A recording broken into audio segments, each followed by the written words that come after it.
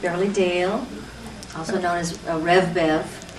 I am a campus minister, and what that means is that much of my work is with young adults whom I discover are not well prepared with sexual information, and neither is there a lot of direction in their lives about how to choose partners and relationships that are good for them. So there's a lot of trial and error that creates sometimes some real wounds and problems. So my job is to present sex-positive ministry that allows them to ask questions and challenge perhaps some of the ways they've been taught to think that it's not perhaps good for them.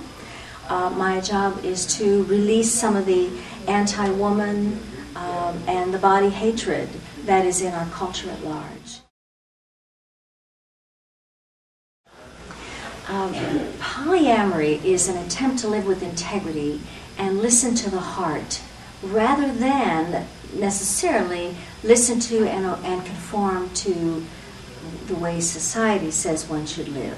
Sometimes the heart does not listen to the norms and the mores of a culture. What that means is that oftentimes there's no supports for people who prefer to listen to the heart.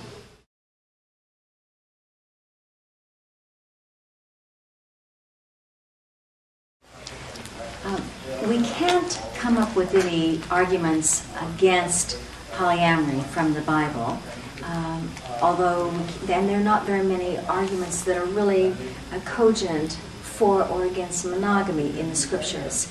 The Scriptures were written during a time of mostly polygamy. Polygamy was well known and practiced, especially if you had some money.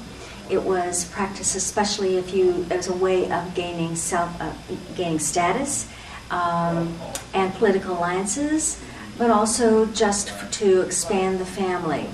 It served a political function and a very real social function for the men in that patriarchal society. Just because the society was polygamous, however, doesn't mean that they were polyamorous. Polyamorous denotes that there's feelings of love. In some of the polygamous situations of Rebecca and Isaac, for example, there was love. Rachel and Jacob, there was love. However, that's written from the male perspective. We're going to assume that it was reciprocated by the woman. She, however, was chattel and didn't have a lot of control of her life. The way she would survive was to go along with whatever the patriarchy would have for her. So marriage was the way that a woman survived.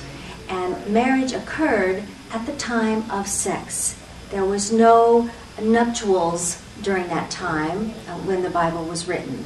So when Solomon had 1,000 wives, that meant that he had 1,000 lovers, at least once, because that's what made them his wife.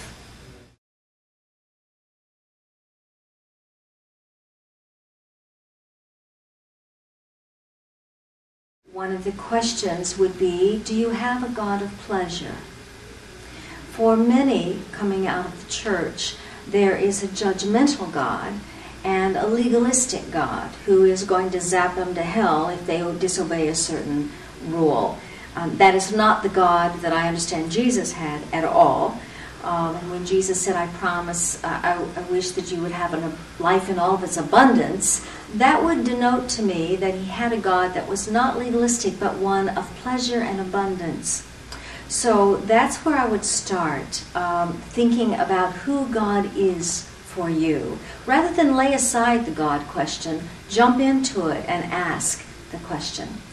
The other thing I would bring up is that the church has what one theologian called agape reductionism.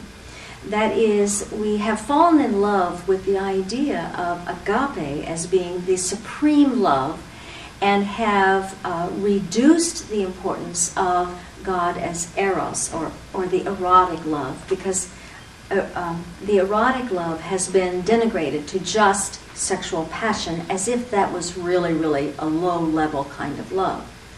I would suggest that we might want to look at God as God of love, and that love is eros. Eros calls us to be in connection with one another, moves us towards intimacy. The erotic urge is creative. We might say procreative, but creative. I think those are all present in the Genesis story as we see love creating something special out of chaos.